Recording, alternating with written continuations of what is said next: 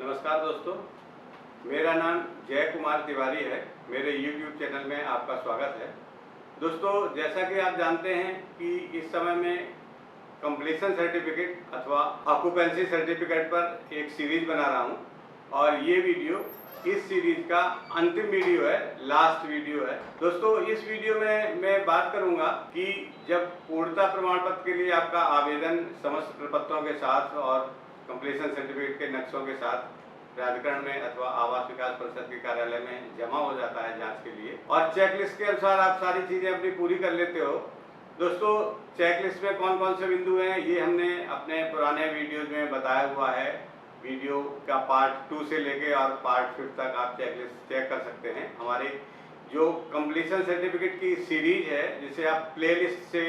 Search कर सकते हैं, उस सीरीज में चेकलिस्ट के सारे बिंदुओं को अलग अलग वीडियोज में डिटेल में बताया गया है, आप प्लेलिस्ट देख सकते हैं। इसी तरह अगर कंपाउंडिंग के संबंध में भी आपकी कोई क्वेरी है तो कंपाउंडिंग बायलॉज की भी एक सीरीज पूरी बना चुके हैं हम इस सीरीज से पहले, और वो कंपाउंडिंग बायलॉज की पूरी सीरीज भी आप हमारी प्लेलिस्ट से, हमारे चैनल के प्लेलिस्ट से सर्च कर सकते हैं। कंपाउंडिंग बायलॉज की सीरीज में कंपाउंडिंग से संबंधित जानकारी के लिए दोस्तों इस वीडियो में मैं बात करूंगा कि जब आपका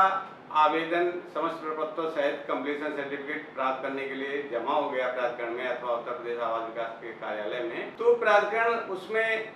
कितने समय में आपके आवेदन की जांच कर लेता है, नियम में क्या प्राविधान है, और फिर जांच के बाद कितना समय और लगाता है आपको कंप्लीशन सर्टिफिकेट देने में। दोस्तों, बिल्डिंग बायलॉज में जो प्राविधान है उसके अनुसार आवेदन जमा होने की तिथि से आगामी 7 दिन में समस्त प्रकार के आवेदनों की जांच करने के लिए प्राधिकरण 7 दिन का समय लेता है। आगामी 7 दिन में आवेदन जमा होने की तिथि को शामिल करते हुए आगामी 7 दिन में आपके आवेदन की जांच करना आवश्यक है प्राधिकरण को। और जब प्राधिकरण जांच करता है तो उसमें चेकलिस्ट के सारे बिंदु देखता है, जैसे कि पहले डिस्कस हो चुका है पुराने वीडियोज में। आपके कंप्लीशन के जो मानचित्र हैं उनको मौके पर उनकी मिलान की जाती है कि मानचित्र के अनुसार मौके पर निर्माण है अथवा नहीं। आर्किटेक्ट अथवा रजिस्टर्ड इंजीनियर द्वारा आपके आवेदन के साथ लगाए गए सर्टिफिकेट्स की जांच की जाती है कि उसमें जो जो बिंदु में जो विशिष्टियां या जो प्रोविजंस दिए गए हैं वो वास्तव में स्थल पर मौजूद हैं या स्वीकृत मानचित्र के अनुसार हैं अथवा नहीं, इसकी जांच की जाती है। अगर जांच में जो 7 दिन का समय निर्धारित है उस 7 दिन में जांच में सारी चीजें पूरी हो जाती हैं तो प्राधिकरण समस्त प्रकार के आवेदनों की जांच करने की यही प्रक्रिया है। चाहे आपका कमर्शियल बिल्डिंग हो, हाउसिंग का कोई प्रोजेक्ट हो, लेआउट हो, ग्रुप हाउसिंग प्रोजेक्ट हो या सामान्य आवासीय भवनों की बात हो, समस्त प्रकार के भवनों में 7 दिन का समय निर्धारित है। आर्किटेक्ट अथवा रजिस्टर्ड इंजीनियर द्वारा दिए गए आवेदन के सर्टिफिकेट्स और समस्त प्रपत्रों की जांच के बाद जिसका समय 7 दिन निर्धारित है, जैसा कि हम बता चुके हैं, 7 दिन में जांच पूरी करने का प्रोविजन है बिल्डिंग बायलॉज में। इस अवधि में प्राधिकरण जांच पूरी कर लेता है। अब बात करते हैं कि जांच पूरी करने के बाद मान लीजिए प्राधिकरण ने अपने जांच अधिकारी से पूरे प्रपत्रों की साइट की मिलान करके जांच कर ली और जांच में 2 बातें आ सकती हैं, या तो आपका आवेदन कंप्लीशन सर्टिफिकेट देने योग्य पाया जाएगा अथवा उसमें कोई कमी होगी तो कंप्लीशन सर्टिफिकेट देने योग्य नहीं होगा। तो अगर कंप्लीशन सर्टिफिकेट देने योग्य सारी चीजें पाई जाती हैं आर्किटेक्ट अथवा रजिस्टर्ड इंजीनियर के सर्टिफिकेट के अनुसार, मौके पर की गई जांच के अनुसार, तो जांच के 7 दिन पूरा होने के बाद प्रोविजन ये है कि आगामी 1 कार्य दिवस में, अगले 1 दिन में जो वर्किंग डे है उसमें आपको कंप्लीशन सर्टिफिकेट जारी कर दिया जाएगा। ये बिल्डिंग बायलॉज में प्रोविजन है। और अगर आपका आवेदन स्वीकृत योग्य नहीं पाया जाता है, कंप्लीशन सर्टिफिकेट नहीं दिया जा सकता है, उसमें कोई ऐसी कमी है, तब भी आपको आगामी 1 दिन में अस्वीकार करके कुल मिला के जमा करने की तिथि से 8 दिनों में आपको कंप्लीशन सर्टिफिकेट का रिजेक्शन अथवा अगर स्वीकार हो गया है तो कंप्लीशन सर्टिफिकेट जारी करने का प्रोविजन है। बिल्डिंग बायलॉज में ऐसा प्राविधान है। दोस्तों, यहाँ पर एक महत्वपूर्ण बात है जो बिल्डिंग बायलॉज में नहीं लिखी है लेकिन आपको बताना आवश्यक है, क्योंकि मैंने अपनी सेवा काल में कई ऐसे प्रकरण देखे हैं जो बहुत छोटी सी बातों में भी अटक जाते हैं और शासन तक को निरीक्षित वाद दायर होता है, कोर्ट में चले जाते हैं लोग, लेकिन उस छोटी बात पर प्रारंभिक स्तर पर ध्यान न देने की वजह से इतनी उलझने आ जाती हैं। दोस्तों, जैसा कि हमने अपने पहले वीडियो में बताया था पार्ट 1 में कि समस्त प्रकार के भवनों अथवा लेआउट के लिए कंप्लीशन सर्टिफिकेट प्राप्त करने के लिए आवेदन पत्रों का प्रारूप अलग अलग है। ग्रुप हाउसिंग के लिए अलग है, कॉमर्शियल के अलग है, प्लॉट के एरिया के हिसाब से और उसको उपयोग के हिसाब से निर्धारित हैं, जिसको प्रपत्र आ, वा, सा और दा में बांटा गया है। आप इसके लिए हमारा पार्ट 1 देख सकते हैं, ऊपर आई बटन में इसका हम लिंक दे रहे हैं। समझने की बात यह है कि मान लीजिए कोई केस ऐसा आता है कि आपका मौके पर वैसा ही बना है जैसा कि आपने अपने कंप्लीशन सर्टिफिकेट के नक्शे में दिखाया है, आर्किटेक्ट का या रजिस्टर्ड इंजीनियर का सर्टिफिकेट टू द पॉइंट है, एकदम प्रॉपर है, सारे प्रपत्र लगे हुए हैं, कोई भी कमी नहीं है। लेकिन अगर किसी कारण से आपने जो आवेदन करने का निर्धारित प्रारूप है संबंधित बिल्डिंग का, उस प्रारूप पर आवेदन नहीं किया है, ऐसे हाथ से आपने लेटर पैड पर टाइप करा के लिख दिया कि भाई मैं कंप्लीशन सर्टिफिकेट के लिए अप्लाई कर रहा हूं, कृपया मेरा कंप्लीशन सर्टिफिकेट निर्गत करने का कष्ट करें और सारे प्रपत्र में संलग्न कर रहा हूं। उस सादे आवेदन पत्र पे, सादे कागज पर लिखे हुए या लेटर पैड पर लिखे हुए आवेदन पत्र पर आपने समस्त प्रपत्र लगाते और कंप्लीशन सर्टिफिकेट के नक्शे लगाते हुए अगर आवेदन कर दिया है, तो वो विधिक रूप से सारी चीजें मौके से मेल होने के बाद भी, सारे कागज प्रपत्र पूरे होने के बाद भी वो आवेदन का प्रारूप हमारा बिल्डिंग वालों के अनुसार ना होने की वजह से आपका आवेदन भी निरस्त हो सकता है। और कई केसेस हमने अपनी सेवा काल में देखे हैं कि सब कुछ पूरा होने के बाद भी सिर्फ उनका आवेदन निर्धारित प्रारूप पे नहीं था और उनका कमिश्नर के यहाँ से भी रिजेक्ट हो गया। पहले तो उपाध्यक्ष के यहाँ से रिजेक्ट होता है प्राधिकरण स्तर पर, फिर वो अपील करते हैं, कमिश्नर के यहाँ से भी इसी आधार पर निरस्त हो गया और वो इसी बात पर लड़ गए कि इससे क्या होता है कि सर मेरा आवेदन प्रपत्र पे नहीं है, मैं लिख के तो दे रहा हूँ, सारी चीजें तो सही है।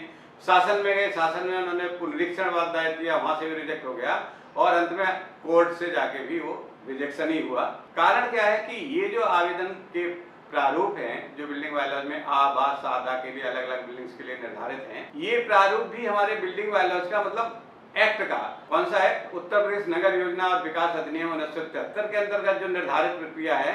उस एक्ट का पार्ट है। तो ये अगर निर्धारित प्रारूप पर आवेदन नहीं होगा तो एक्ट का उल्लंघन होने की वजह से ये आपका स्वीकार नहीं होगा, किसी अन्य प्रारूप पर आवेदन नहीं किया जा सकता। ये बात बहुत ध्यान से समझने की है। भले ही आपकी सारी चीजें टू दी पॉइंट हो, मौके से मेल खा रही है, कोई आपने निर्माण में अंतर न किया हो, सब कुछ आर्किटेक्ट रजिस्टर्ड इंजीनियर का सर्टिफिकेट भी आपका सही हो, लेकिन अगर प्रारूप जो निर्धारित है जिस बिल्डिंग के लिए, जिस लेआउट के लिए, उस पर आवेदन नहीं किया है तो आपका प्रार्थना पत्र कंप्लीशन सर्टिफिकेट निरस्त योग्य है, निरस्त हो जाए। दोस्तों इसके बाद ये भी समझना है कि जो 8 दिन का समय निर्धारित है, जैसे कि अभी हम बात कर चुके हैं, 7 दिन में जांच की प्रक्रिया पूरी कर लेने का, उसके अगले 1 दिन में जो अगला एक कार्य दिवस है, वर्किंग डे है, उसमें आपका या तो आवेदन निरस्त हो जाएगा, स्वीकृत योग्य होगा, अगर नहीं है तो अस्वीकार हो जाएगा। इन 8 दिवसों में आवेदक को अगर कंप्लीशन सर्टिफिकेट जारी होने का सर्टिफिकेट, मतलब कंप्लीशन सर्टिफिकेट आपको या तो जारी हो जाता है 8 दिन के अंदर, या उसका अस्वीकार जो पत्र है, रिजेक्शन लेटर है, वो आपको मिल जाता है, तो ठीक है, प्रक्रिया का पूरा पालन निर्धारित अवधि में किया गया है। लेकिन किसी कारण से अगर आपका 8 दिन का समय निकल गया और प्राधिकरण की जांच में ये पाया गया कि ये स्वीकृत योग्य नहीं है, लेकिन प्राधिकरण आपको सूचित करने में उस 8 दिन के समय में विफल रहा, आपको सूचित नहीं कर पाया, तो बिल्डिंग बायलॉज में ये प्रोविजन है कि निर्धारित 8 दिन की अवधि बीत जाने के बाद भी आपको अगर अस्वीकार करने की, रिजेक्ट होने की सूचना नहीं मिलती है, तो आपका कंप्लीशन सर्टिफिकेट का आवेदन आप उसको डीम्ड सैंक्शन मान सकते हैं। डीम्ड सैंक्शन का मतलब है कि आप ये मान सकते हैं कि प्राधिकरण ने निर्धारित समय में स्वीकार नहीं किया या अस्वीकृत नहीं किया, तो मेरा स्वीकार हो ही गया है और आप उसको स्वीकार की श्रेणी में मानते हुए आगामी कार्रवाई कर सकते हैं, उसको स्वीकार मान सकते हैं। लेकिन ऐसे केस में आपको कोई सर्टिफिकेट वहां से नहीं मिलेगा, कोई कागज आपके पास नहीं होगा, आप इसको सिर्फ मान ही सकते हैं। ऐसा प्रोविजन बिल्डिंग बायलॉज में किया गया है कि 8 दिन की निर्धारित अवधि पूरा होने पर भी अगर प्राधिकरण आपको अस्वीकृत पत्र देने में विफल होता है तो आप अपने कंप्लीशन सर्टिफिकेट को डीम्ड सैंक्शन मान सकते हैं। अब दोस्तों बात करेंगे कि अस्वीकृत का आप पुनरीक्षण कैसे कर सकते हैं। दोस्तों बिल्डिंग बायलॉज में ये प्रोविजन है कि अगर निर्धारित कुल 8 दिन की अवधि में आपको किसी कारण से जांच में अस्वीकृत योग्य पाए जाने की स्थिति में प्राधिकरण ने आपका कंप्लीशन सर्टिफिकेट का आवेदन निरस्त कर दिया और आपको ऐसा महसूस हो रहा है कि मेरा जो आवेदन है वो ठीक है, इसमें कोई कमी नहीं है, प्राधिकरण की जांच में कुछ कमी रह गई या वो समझ नहीं पाया, मैं अगर जाके बताऊंगा तो हो सकता है क्लियर हो जाए और मेरा आवेदन स्वीकार हो सकता है। तो इस तरह के जो रिजेक्शंस हैं जिनमें आपको लगता है कि ठीक है और प्राधिकरण कहता है कि नहीं ठीक नहीं है, तो ऐसे प्रकरण को आप पुनरीक्षण में आप दे सकते हैं और इसके लिए निर्धारित समय है अस्वीकार की तिथि से आगामी 6 सप्ताह। तो ऐसे प्रकरण में आप उपाध्यक्ष के यहाँ ही, संबंधित प्राधिकरण के उपाध्यक्ष के यहाँ या आवास विकास परिषद में, उत्तर प्रदेश आवास विकास परिषद के आयुक्त कार्यालय में आयुक्त के यहाँ या उनके द्वारा इस कार्य हेतु नामित प्राधिकृत अधिकारी के यहाँ आगामी 6 सप्ताह में, कौन से डेट से, जिस डेट को आपका आवेदन प्रार्थना पत्र अस्वीकार किया गया है उस डेट से आगामी 6 सप्ताह के भीतर प्राधिकरण के उपाध्यक्ष अथवा उत्तर प्रदेश आवास विकास परिषद के केस में उत्तर प्रदेश आवास विकास परिषद के आयुक्त कार्यालय में अथवा उसके द्वारा प्राधिकृत अधिकारी के कार्यालय में जो आपके पुनरीक्षण के लिए अधिकृत किया गया है, 6 सप्ताह के भीतर अपने आवेदन पर पुनः विचार करने के लिए पुनरीक्षण दायर कर सकते हैं। अब बात करेंगे दोस्तों कि अगर आपका पूर्णता प्रमाण पत्र आवेदन निरस्त हो गया है तो पुनः आवेदन करने की क्या प्रक्रिया है। दोस्तों, अगर आपका प्रार्थना पत्र जो कंप्लीशन सर्टिफिकेट का है अस्वीकार कर दिया गया है निर्धारित अवधि में, जैसा कि पहले डिस्कस हो चुका है, या आपने उसके लिए पुनरीक्षण दायर किया था उपाध्यक्ष के यहाँ, वहां से भी अस्वीकार हो गया दोबारा से, और आप पुनः आवेदन करना चाहते हैं तो आप अपने पुनः आवेदन में निर्धारित प्रारूप पर पुनः नए सिरे से आवेदन करेंगे। समस्त प्रपत्रों को, समस्त मानचित्रों को नए सिरे से लगाएंगे। जो आपके आर्किटेक्ट अथवा जो आपके रजिस्टर्ड इंजीनियर हैं उनके सर्टिफिकेट से दोबारा लगाएंगे। और इस तरह आवेदन पुनः करने के साथ आप इसमें जिन कारणों से आवेदन पूर्व में निरस्त हुआ था उन समस्त कारणों का उल्लेख भी करेंगे एक प्रार्थना पत्र के माध्यम से। उसमें लिखेंगे कि पूर्व में आपके द्वारा लगाए गए समस्त आपत्तियों का मैंने निस्तारण कर दिया है और निस्तारण करने के लिए जो आवश्यक अभिलेखी साक्ष्य हैं वो उस प्रार्थना पत्र के साथ लगाए जा रहे हैं, उनको आप लगाएंगे, जो आपत्तियां दूर करने के लिए जो भी अभिलेखी साक्ष्य हैं। और मैं अब कंप्लीशन सर्टिफिकेट देने के लिए पुनः आवेदन कर रहा हूँ। तो इस तरह बिल्डिंग बायलॉजी में ये प्राविधान है कि आप आपत्तियों का निराकरण करते हुए पुनः आवेदन भी कर सकते हैं कंप्लीशन सर्टिफिकेट प्राप्त करने के लिए। दोस्तों, अब बात करते हैं कि कंप्लीशन सर्टिफिकेट निरस्त हो जाने के बाद अपील करने का क्या प्राविधान है बिल्डिंग बायलॉजी में। दोस्तों, अगर आपका आवेदन निरस्त हो गया है, पुनरीक्षण के बाद भी निरस्त हो गया है और आप उस निरस्तीकरण से संतुष्ट नहीं है, तो आप आगामी अधिकारी अर्थात जो कमिश्नर है उस कमिश्नरी का या जो अध्यक्ष है विकास प्राधिकरण का उसके कार्यालय में अपील कर सकते हैं। अपील का जो निर्धारित समय है वो निरस्तीकरण की तिथि से आगामी 30 दिन है। आगामी 30 दिन में आप अपील कर सकते हैं कमिश्नर के यहाँ कि साहब मेरा आवेदन प्राधिकरण के उपाध्यक्ष ने या आवास विकास परिषद के आयुक्त ने निरस्त कर दिया है, जबकि मेरा आवेदन निरस्त करने योग्य नहीं था, तथ्य उसमें ऐसे हैं कि हमारा स्वीकार हो सकता था। तो कमिश्नर इस अपील को सुनेंगे, वो स्वयं सुने या उनके द्वारा कोई प्राधिकृत अधिकारी उसमें नियुक्त कर दिया जाता है वो उस पर सुनेंगे। और इस सुनवाई में वो प्राधिकरण के उपाध्यक्ष अथवा उसके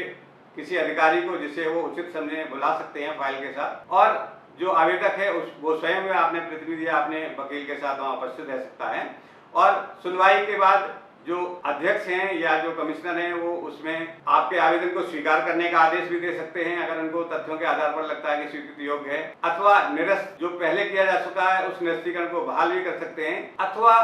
अगर उनके विवेक में, उनके ज्ञान में सुनवाई के समय ये तथ्य प्रकाश में आता है कि इसमें अगर थोड़ी सी कमी है, ज्यादा कमी नहीं है, बिल्डर चाहे तो आगामी कुछ समय में इसको पूरा कर सकता है, तो उससे एफिडेविट लेके या अपनी संतुष्टि के अनुसार कोई दूसरा लेके साक्ष्य लेके या प्रपत्र लेके अध्यक्ष महोदय इस पे अपनी अपील को अंतिम निस्तारित करते हुए सशर्त कंप्लीशन सर्टिफिकेट जारी करने का भी आदेश निर्गत कर सकते हैं। ये बिल्डिंग बायलॉजी में प्राविधान है। दोस्तों, ये वीडियो यहीं समाप्त होता है और इस प्रकार ये कंप्लीशन सर्टिफिकेट की हमारी पूरी सीरीज खत्म होती है। नमस्कार दोस्तों।